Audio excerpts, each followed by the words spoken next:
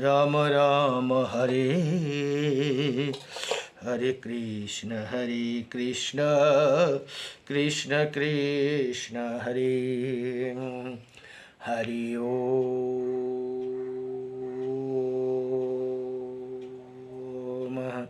स्वस्ति श्री गणेशाय नमः। ओम श्री सरस्वती नमः। ओम श्री वेदपुरुषाय नमः। ओम श्री मातृ पितृ चरण कमलेभ्यो नमः। ओम श्री गुरुचरण कमलेभ्यो नमः। ओम समस्त कुलदेवता चरणकमलेभ्यो नमः। ओम समस्त पितृदेवता चरणकमलेभ्यो नमः। कृष्णं नारायणं वन्दे कृष्णं वन्दे व्रजप्रियं कृष्णं द्वैपायनं वन्दे कृष्णं वन्दे पृथासुतं वासुदेवं सुता देवकंसचारुणमर्दनं देवकी परमानन्दं कृष्णं वन्दे जगद्गुरुं मुकुं करोति वाचालं पंगुं लंघयति गिरिं यत्कृपातमहं वन्दे परमानन्दमाधवं कस्तूरितिलकं ललाटपटले वक्षौ स्थूले कौस्तुभं नासाग्रवरमौक्तिकं करतले वेणुकरे कङ्कणं सर्वज्ञहरिचन्दनसुललितं कण्ठे च मुक्तं बलि गोपास्त्रीपरिवेष्टितो विजयते गोपालचूडामणि वंशी विभूषितकर्णं नवनीरदाभात पीताम्बरदारुणभीमफलधरोष्टः पूर्णेन्द्रसुन्दरमुखः रवीन्द्रनेत्रात् कृष्णात् परं किमपि ततो अहं न जाने। सच्चिदानन्दरूपायं विश्वत्पदादिहेतवे विनाशायं श्रीकृष्णाय वयं नमः। हरि ओम। जय जय श्री राधे, जय जय श्री राधे मेरी स्वामिनी, मैं राधे जो की दास। जन्म जन्म दीजियो मोहे श्री चरण को बास। जन्म जन्म दीजियो मोहे श्री वृंदावन को बास। नारायणं नमस्कृत्यं नरं चैव नरोत्तमं देवीं सरस्वतीं व्यासं ततो जयमुदीरयेत्। ओम श्री परमात्मने नमः। ओम गुरुर्ब्रह्मा गुरुर्विष्णुः गुरुदेव महेश्वरः गुरुर्साक्षात् परं ब्रह्म तस्मै श्री गुरुदेव नमः। अखण्डमण्डलकारकं व्यप्तयेनं चराचरं तत्पथं दर्शितं येनं तस्मै श्रीगुरवे नमः। जय गुरुदेव मेरी नैया उस पार लगा देना। गुरुदेवा मेरी नैया उस पार लगा देना। अब तक तो निभाए हो आगे भी निभा देना। गुरुदेवा मेरी नैया उस पार लगा देना। दल बल के साथ माया ने घेरा जो मुझको आकर आप देखते रहना, झट आके बचा लेना गुरुदेवा। शायद है झंझटों में मैं आपको भूल जाऊं, पर नाथ मेरे आप तो मुझको न भूला देना गुरुदेव। अब देवा मैं पुजारी, आप इष्ट हो मैं उपासक, ये बात तो सत्य कर दिखा देना, सत्य कर दिखा देना गुरुदेव। मेरी नैया उस पर लगा देना। जय जय सतगुरु भगवान को जय। र एउटा महत्त्वपूर्ण स्तोत्र छन् जो श्री विष्णु अष्टविंशति नामम स्तोत्रम भनेर यहाँ अर्जुनले भगवान कृष्णलाई प्रश्न गर्नुहुन्छ। श्री अर्जुनोवाच किं नो नामं सहस्राणि जपते च पुनः पुनः, यानि नामानि दिव्यानि तानि चक्षुषा केशव। हे भगवान, मनुष्य बार बार 1000 नाम जप क्यों करते हैं, उनका दिव्य नाम वर्णन गर्नुहोस् भनेर यहाँ प्रार्थना गर्छन्।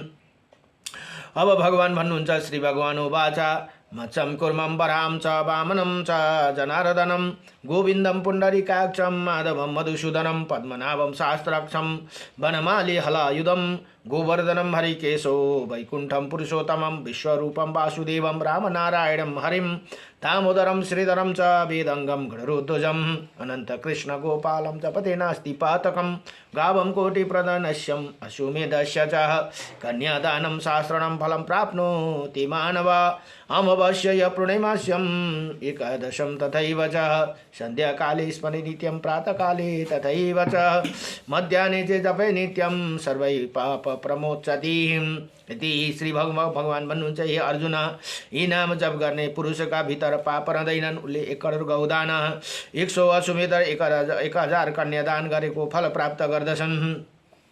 औँसीमा पूर्णिमा तथा एकादशी तिथिको नम प्रतिदिन सन्ध्यामा प्रातः एवं मध्याह्नको समय यिन नाम स्मरणपूर्वक जप गर्ने वा गरे भने सम्पूर्ण पापदेखि मुक्ति हुन्छन् भनेर यहाँ बताउनु भयो। नारायणं परम ब्रह्म, नारायणं परम तप, नारायणं परम देव, सर्वनारायणं सदा। श्रीरामाय रामभद्राय श्रीरामचन्द्राय वेदसी, श्रीरघुनाथाय नाथाय सीताये पतये नमः। आये काछौं इस जगतमा सबले लिनुहोस् हरि का नाम, मोदास युगनाथ को शबमा राधे राधे श्याम। नमो भगवते वासुदेवाय। राईले श्रीमत्स महापुराण अध्ययन हुँदैछन्। मत्स्य महापुराणको जम्मा 291 अध्याय छन् भने 14,000 श्लोक भनेर बताइयो भने आज 60 अध्यायमा 60 अध्यायको प्रसङ्गमा अब यो सौभाग्य शयन व्रत तथा जगतधात्री सतीको आराधनाका वर्णन भनेर यहाँ बताउनुहुन्छ।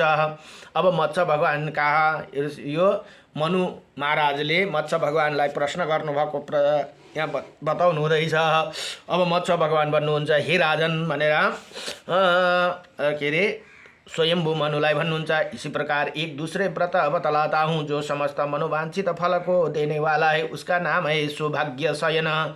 इसे पुराणों के विद्वान भी जानते हैं, विद्वान ही जानते हैं। पूर्व काल में जब भूलोका भूअरलोका स्वर्गलोका तथा महरलोका आदि संपूर्ण लोक दगत हो गई भनेको प्रलय को टाइम में, तब समस्त प्राणियों में प्राणियों का सौभाग्य एकत्रित हो गया। वही वैकुंठ लोका में जाकर भगवान श्री विष्णु के पक्ष स्थल में स्थित हो गई भनेर यहाँ बताउनुहुन्छ। तदंतर दीर्घ काल के पश्चात जब पुनः सृष्टि रचना के समय आई, तब प्रकृति और पुरुष से युक्त संपूर्ण लोक के अहंकार से आवृत हो जाने पर श्री ब्रह्मा जी तथा भगवान श्री विष्णु में स्पर्धा जागृत हुई भनेर यहाँ बताउनुहुन्छ। उसी समय एक पीले रंग की अथवा शिवलिंग के आकार की अत्यंत भयंकर अग्नि ज्वाला प्रकट हुई, उसमें से भगवान वक्ष स्थूल तप उठा, जिसे वही सौभाग्य पुंज वहाँ से गलित हो गया। श्री विष्णु के वक्ष स्थूल का आश्रय लेकर स्थित वो सौभाग्य अभी रस रूप होकर धरती पर गिरने भी ना पाई था, नहीं पाया था कि ब्रह्मा जी के बुद्धिमान पुत्र दक्ष ने उसे आकाश में ही रोककर पी लिया भनेर यहाँ बताउनुहुन्छ। दक्ष के पति पीते ही वो अद्भुत रूप और लवण प्रदान करने वाला सिद्धि हुआ। ब्रह्मा पुत्र दक्ष का बल और तेज बढ़ गया। उनके पीने से बचा हुआ जो अंश पृथ्वी पर गिर पड़ा वही 8 भागों में बढ़ गया भनेर यहाँ बताउनु। उनमें से 7 भागों में 7 सौभाग्यदायिनी औषधि उत्पन्न हुई भनेर यहाँ त्यो पिउँदाखेरि झरेको जुन थियो त्यो चाहिँ 8 भागमा बाँडियो भने 8 भागदेखि 7 भागों में सौभाग्यदायिनी औषधि उत्पन्न हुई, जिनका नाम इस प्रकार है। ईख, उखु, रसराज, पारा, निष्पाव, स्वे, सोम, राजधन्य, शाली या अगाहानी, गोक्षीर, क्षीर, जीरका, कुसुम नामका पुष्प, कुकुण्ड, केसर तथा 8वां पदार्थ नमक है भनेर यहाँ यसरी बताउनुहुन्छ। यिनी 8 का सौभाग्य अष्टक कहते हैं भनेर यहाँ बताउनु भयो। अब योग और ज्ञान के तत्व को जानने वाला ब्रह्मपुत्र दक्ष ने पूर्व काल में जिस सौभाग्य रस का पान किया था उसके अंश से उन्हें एक कन्या उत्पन्न हुई, जिसे सती नाम से अभिहित किया जाते हैं भनेर यहाँ बताउनु भयो। अपनी सुंदरता तीनों लोकों में पराजित कर देने के कारण वो कन्या लोकों में ललिता के नाम से भी प्रसिद्ध हुई। पिनाकधारी भगवान शंकर ने उसे त्रिभुवन सुंदरी देवी के साथ विवाह किया। सती तीनों लोक की सौभाग्य रूप है, वही भोग और मोक्ष प्रदान करने वाली है।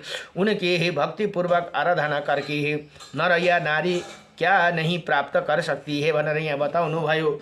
अब मुनिजन सोध्नुहुन्छ, हे जनार्दन, जगतधात्री सती को आराधना कैसे की जाती है तथा जगन्नाथ उसके लिए जो विधान हो वो सब मुझे बताने की कृपा करे भनेर यहाँ मुनिजनले सोद्धछन्। अब मत्स्य भगवान भन्नुहुन्छ, हे जनप्रिय हो, चैत्र मास के शुक्ल पक्ष के तृतीया तिथि को दिन पूर्व भाग में मनुष्य तिल मिश्रित जल में स्नान करे। उसी दिन परम सुंदरी भगवती सती का विश्वात्मा भगवान शंकर के साथ विवाहिक मंत्र द्वारा विवाह हुआ था।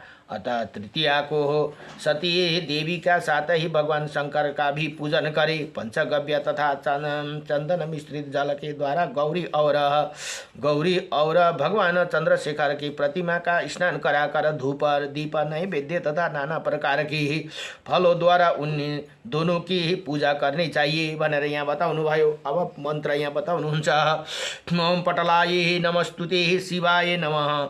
इसी मंत्र को क्रमशः पार्वती और शिव के चरणों का जयाय नमः, शिवाय नमः, ये दोनों घुटनों की ही, त्रिगुणाय रुद्राय नमः, भावने नमः, ये गुल्पा का भद्रेश्वराय नमः, विजय नमः, ये घुटनों का हरिकेशाय नमः।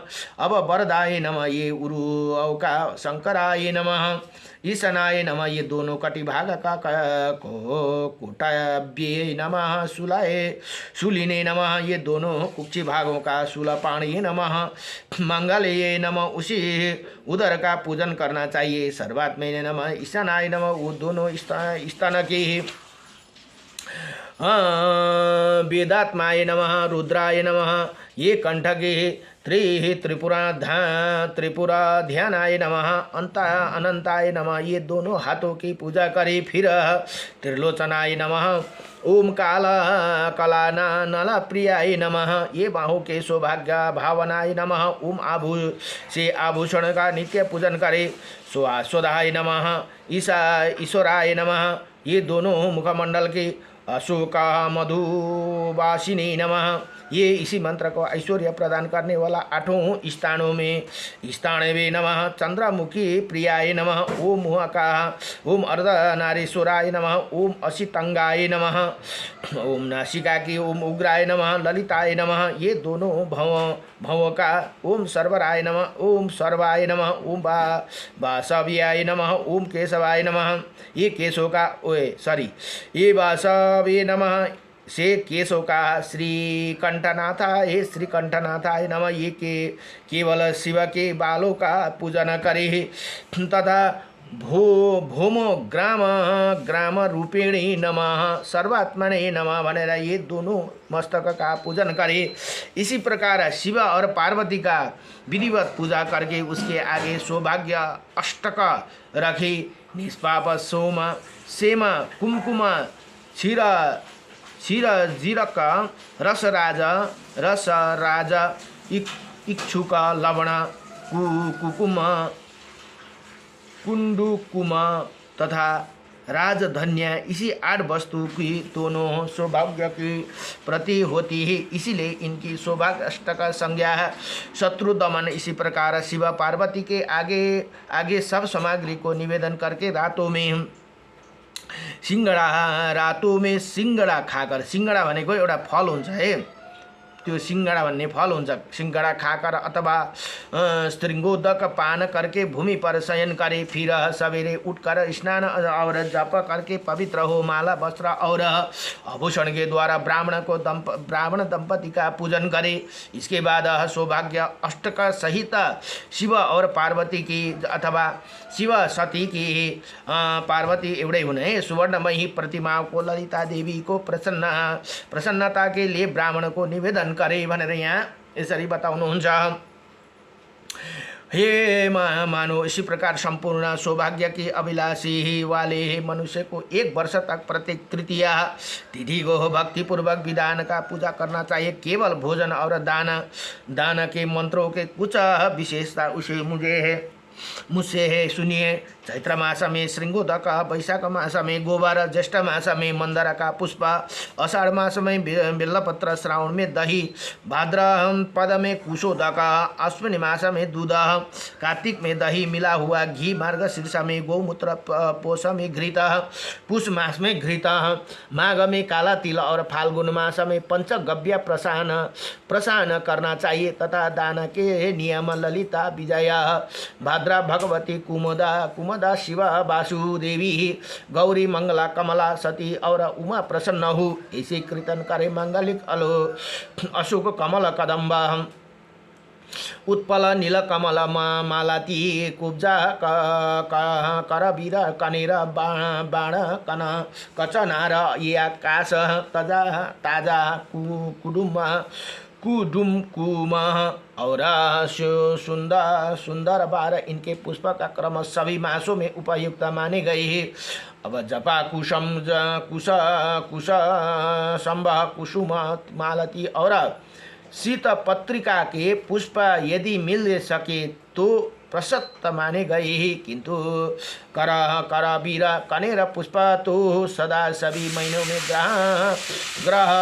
ग्रह हो है। इसी प्रकार 1 वर्ष तक इसी व्रत का विधि पूर्वक अनुष्ठान करे। पुरुष स्त्री या कुमारी भक्ति के साथ शिवजी को पूजा करे। व्रत की समाप्ति के समय संपूर्ण सामग्री को युक्त शैया दान करे। उसी शैया पर शिव पार्वती सुवर्णमयी प्रतिमा और सुवर्ण निर्मित गौ के साथ बेलों के स्थापित करके ब्राह्मण को दान करे भनेर यहाँ ये सौभाग्यशाली व्रत को यहाँ बताउनु हुँदैछ। अन्य ब्राह्मण दंपतियों को भी वस्त्र दान, अलंकार, गौदान और प्रचुर धन से पूजा करना चाहिए। कृपणता छोड़कर दृढ़ निश्चय के साथ भगवान का पूजन करे। जो मनुष्य इसी प्रकार उत्तम सौभाग्य शयन नाम का व्रत का भलीभांति अनुष्ठान करता है वो सभी कामना पूर्ण होती है। अथवा यदि वो निष्काम भाव से इसी व्रत को करता है तो उसे नित्य पद की प्राप्ति होती है। इसी व्रत का आचरण करने वाला पुरुष एक फल का परित्याग कर देना चाहिए। राजन प्रतिमास इसका आचरण करने वाला पुरुष यश और कृति का प्राप्त करता है। हे नरेश्वर, सौभाग्य शयन दान करने वाला पुरुष सौभाग्य, आरोग्य, सुंदर रूप, आयु, वस्त्र, अलंकार और आभूषण 9 अरब 300 वर्षों तक वंचित नहीं होते और 12, 8 या 7 वर्षों तक सौभाग्य शयन व्रत का अनुष्ठान करता है। वो नीलकंठ महादेव के लोका में देवगण द्वारा भली भांति पूजित होकर 30 कल्पों तक निवास करती है। नरेश्वर, जो विवाहित स्त्री या कुमारी इसी व्रत का पालन कर दी है तो वो भी ललिता देवी के अनुग्रह से ललित होकर पूर्वत फल को प्राप्त कर लेती है। जो इसी व्रत का कथा को श्रवण करता है अथवा दूसरे को इसे करने की सल्लाह देती है अथवा सुनाउँदछ, ये भी विद्याधर होकर चिरकाल तक स्वर्ग लोक भी निवास करते हैं भनेर यहाँ यसरी बताउनुहुन्छ। हे जननाथ, पूर्व काल में कामदेव ने राजा शतधन्वाने कांतिप्रिय अर्जुन, वरुण देव ने तथा नंदी ने भी इस अद्भुत व्रत का अनुष्ठान किया था। ककलले गरेको थियो भने जननाथ पूर्व काल में कामदेवले यो गरेको थिए अरे। राजा शतधन्वाले र कान्तिप्रिय अर्जुनले यो व्रतको अनुष्ठान गरेको थिए अरे। वरुण देवता तथा नंदी ने भी इसी अद्भुत व्रत का अनुष्ठान किया था। इस प्रकार इसी व्रत को अनुष्ठान से जैसे उत्तम फल की प्राप्ति होती उसी विषय और अधिक क्या कहा जाए भनेर यहाँ बताउनुहुन्छ। यति भनेर श्रीमत् महापुराणे सौभाग्य शयन व्रत नाम 60 अध्यायं सम्पूर्णं। नमो भगवते वासुदेवाय, कृष्णाय वासुदेवाय, हरे परमात्मने नमः। प्रणतक्लेशनाशाय गोविन्दाय नमो नमः। सच्चिदानन्दरूपाय विश्वोत्पत्तिहेतवे त्रापत्राय विनाशाय श्रीकृष्णाय वयं नमः। ओम नमो भगवते वासुदेवाय नमः।